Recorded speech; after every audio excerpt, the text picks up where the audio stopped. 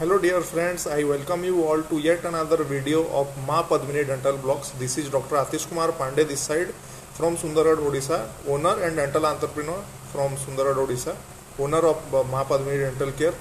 तो आज दोस्तों कुछ दिन के बाद फिर से एक वीडियो बनाने जा रहा हूँ और आज का वीडियो दोस्तों डेंटिस्ट्री का बहुत एक वाइब्रेंट टॉपिक के बारे में मैं बताऊँगा।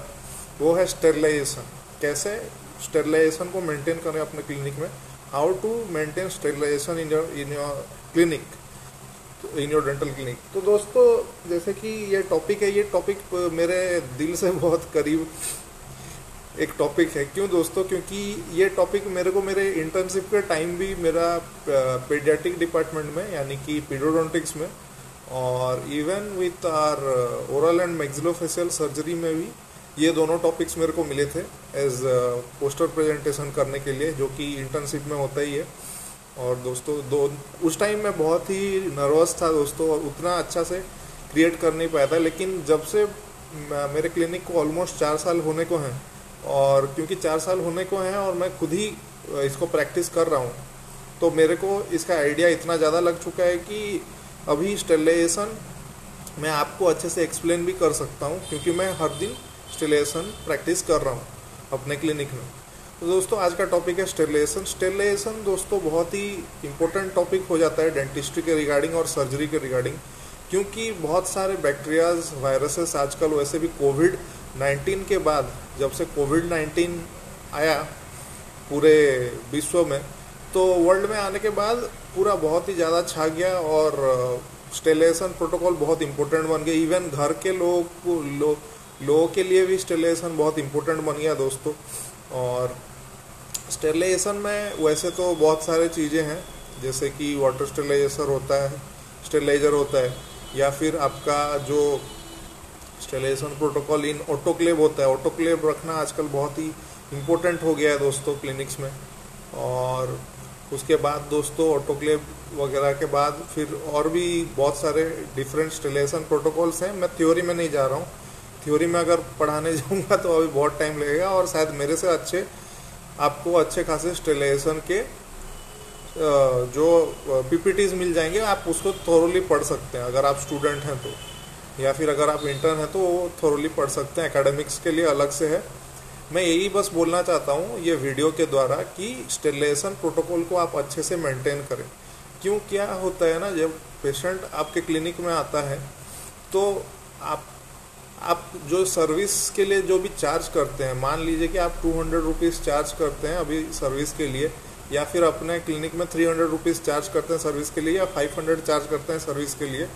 तो एक कंसल्टेशन में एक पेशेंट को क्या वो अधिकार मिल रहा है या नहीं मिल रहा है, फॉर दैट रीज़न ओनली एक पेशेंट आपके क्लिनिक को आएगा। तो दोस्तों जब वो पेशेंट आपके क्लिनिक को आता है तो ये बहुत सारी चीज़ें मेंटेन करके रखनी पड़ती है, जैसे कि स्टेरिलाइजेशन प्रोसीजर हो गया, आपके स्टाफ्स को आप कैसे मेंटेन करके रख रहे हैं, आपकी इंस्ट्रूमेंट्स कैसे मेंटेन होके रह रहे हैं, आपका जो गेटअप है वो कैसे रह रहा है, आप मतलब किस टाइप का आप मेंटेन करके रख रहे हैं, डेंटिस्ट्री को किस लेवल पे लेके रख रहे हैं। क्योंकि आजकल डेंटिस्ट्री में क्वेकरी तो वैसे भी घुसी हुई है पहले से, और उसको मेंटेन करके भी रखने का बहुत सारा, मतलब जो क्वेकरी जो घुसा वो ऐसे भी घुसा कि बहुत सारे लोगों को इवन क्वेकरी में भी, मैं कहना नहीं चाहूँगा, ऐसे सारे लोग भी हैं, ऐसे सारे डेंटिस्ट्स भी हैं जो लोग की मतलब कि because of their financial issues, चलिए आपका फाइनेंशियल इशूज हुआ या कुछ भी हुआ, या फिर कोई थोड़ा मोड़ा और पैसा कमाने के बजाय आप उनको क्या अपना रजिस्ट्रेशन नंबर दे दोगे, या फिर उनको आप क्वेक्स को आप अलाउ कर दोगे प्रॉपरली उनको काम करने के लिए। तो that's why being an IDA member also मैं यही बोलना चाहूँगा दोस्तों कि क्वेकरी को बंद करने के लिए हमको स्टेरिलाइजेशन प्रोसीजर अच्छा करना पड़ेगा। क्योंकि ये जो क्वैक्स होते हैं ये कुछ भी कर सकते हैं, इनको थ्योरी मालूम नहीं है, इन्होंने सिर्फ प्रैक्टिकल कहाँ से सीखा होता है, क्या क्या होता है हमको भी नहीं पता। तो ये हो सकता है आपने कभी सुना होगा लोअर का इंस्ट्रूमेंट से अपर का एक्सट्रैक्शन कर देंगे और अपर का इंस्ट्रूमेंट से लोअर का एक्सट्रैक्शन भी कर देंगे इन लोग। और मतलब कहना नहीं चाहिए, मैं 100% अगेंस्ट नहीं हूँ किसी क्वैक का, बट क्योंकि क्वैकरी बढ़ रही है हमको इसलिए बहुत सारा मेजर मेजर्स लेना पड़ेगा दोस्तों, क्योंकि हम चाहते हैं कि पूरे के पूरे population increasing is also a big issue. मैं थोड़ा डाइवर्ट हो रहा हूँ, मुझे पता है, बट हमको हर किसी तक पहुँचना है। जितना ज़्यादा लोगों तक हम पहुँचेंगे उतना ज़्यादा डेंटल अवेयरनेस क्रिएट करने पाएंगे दोस्तों। तो डेंटिस्ट्री में स्टेरिलाइजेशन प्रोटोकॉल अप्लाई करना बहुत ही इम्पोर्टेंट है सर्जरी वगैरह में। क्यों, क्या होता है कि अगर आप उतना दे रहे हो एक पेशेंट को, अगर आप सर्विस देने पा रहे हो, तो आपका जो चार्ज है वो वैलिड है, और आपका चार्जेस वैलिड होगा तो आपके लिए कोई प्रॉब्लम नहीं होने वाला फ्यूचर में। तो बात यही है।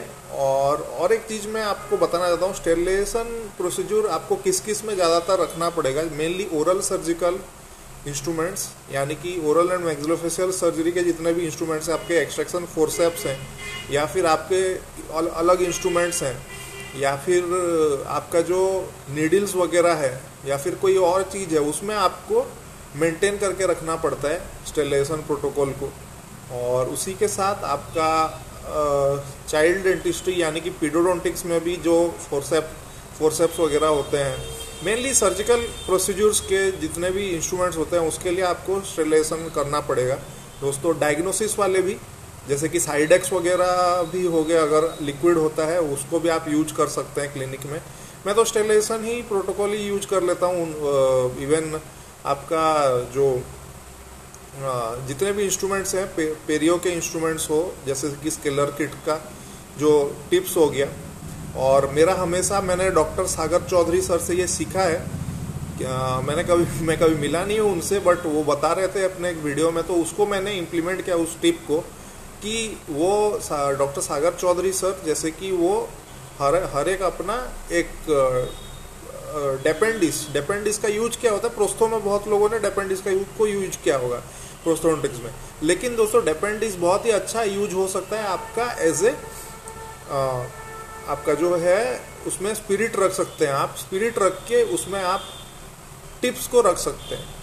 टिप्स को रखेंगे तो आप उसको इंटरचेंज, यानी कि जल्दी में जब पेशेंट्स ज़्यादा होंगे तो आप एक ही टिप से तो करने नहीं पाएंगे, हर इंस्ट्रूमेंट हर स्केलिंग को तो करने नहीं पाएंगे, या क्यूरेटेज तो करने नहीं पाएंगे।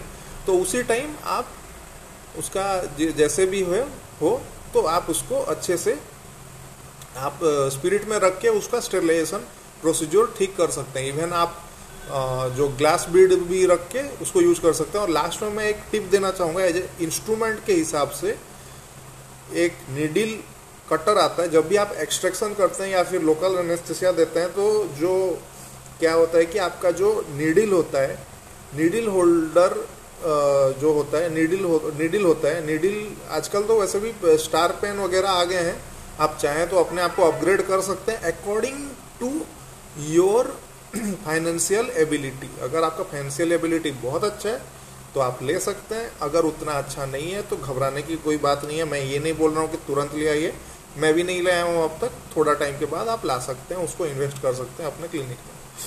तो दोस्तों उससे बेटर आप क्या कर सकते हैं, जो जनरल वाला जो 2.5 या 3 ml का जो नीडल है उसको आप यूज कर सकते हैं। और सिरिंजेस वगैरह अलग अलग से उसको कैसे डिस्पर्स करना है, उसके लिए मैं आपको बताने जा रहा हूँ कि ये एक मेडविजन का आता है, आपका मेडिगो का आता है, ये है नीडल कटर। तो ये मैनुअल कटर है।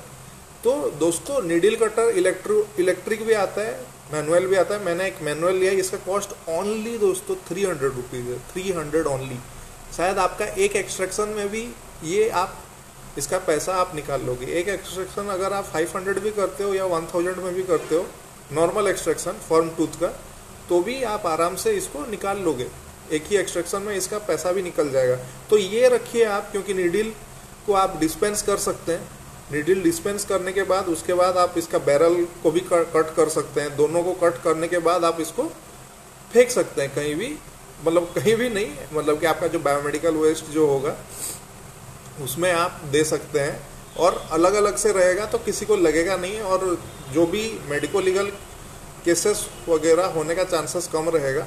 और उसी के साथ जो भी मेडिको लीगल इश्यूज होते हैं, या फिर जैसे कि HIV एड्स या जो ब्लड रिलेटेड डिजीज होते हैं, वो सब होने का चांसेस कम रहेगा, जो इन्फेक्शियस डिजीज होने का चांसेस कम रहेगा। तो होप दोस्तों आज मैं उतना तो प्रॉपरली मैंने बताया नहीं है स्टेरिलाइजेशन के बारे में, बट जितना भी मैंने बोला है होप आपको थोड़ा सा ये एनर्जी थोड़ा प्रोवाइड करेगा। आज मैं 100% प्रिपेयर्ड नहीं था वीडियो बनाने के लिए, बट स्टिल क्योंकि बहुत दिन हो गया वीडियो नहीं आया था, तो मैं ये वीडियो बनाना चाहता था स्टेरिलाइजेशन का इम्पोर्टेंस बताने के लिए। तो होप दोस्तों आपको मेरा ये वीडियो अच्छा लगा होगा। तो अगर आपको अच्छा लगा है तो इस वीडियो को पहले तो वॉच करें और उसके बाद इस मेरे चैनल को सब्सक्राइब करें अगर आपने नहीं किया अभी तो। और चैनल को सब्सक्राइब करने के बाद मेरा जो बेल आइकन है उसके साथ आप च्युइंगम खा के छेड़खानी करें, वहाँ पे च्युइंगम फुलाएं, या अपने जो सींग है उसको आप ऐसे ऐसे करके वहाँ पे बेल बजाएं, मुझे नहीं पता, लेकिन वो बेल आइकन हिट हो जाना चाहिए।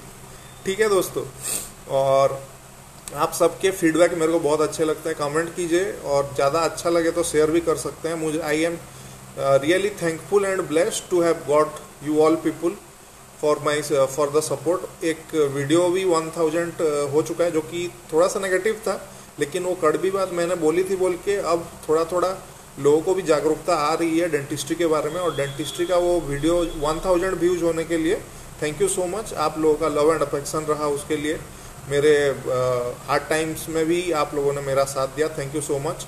सो मैं चाहूँगा कि मैं अपने आप को और भी इम्प्रूव करूँ, और इम्प्रूव करने के बाद नया वीडियोस वगैरह भी आएगा। तो thank you so much and have a blessed day head, thank you so much. तो वीडियो को यहीं पे एंड करते हैं दोस्तों।